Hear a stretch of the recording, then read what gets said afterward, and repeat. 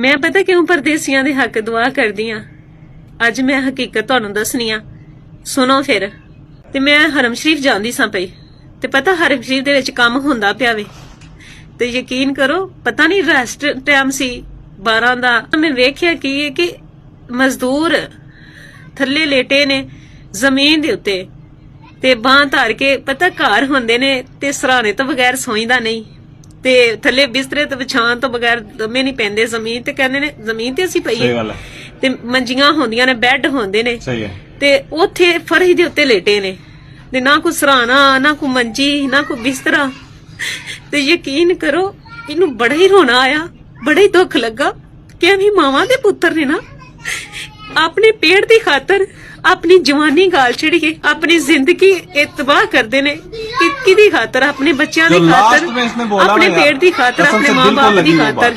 ये सुनो कि एक नु मैं पूछया भाई तुसी थले क्यों लेटे जे, ते कहंदा बाजी की करिए फिर इत्थे यही कुछ हुंदा है।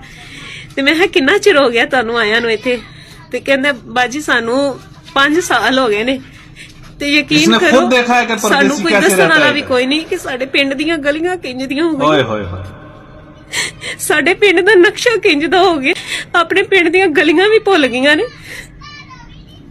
सोदियां लो यकीन करो मेरियां चीकां निकल आईयां।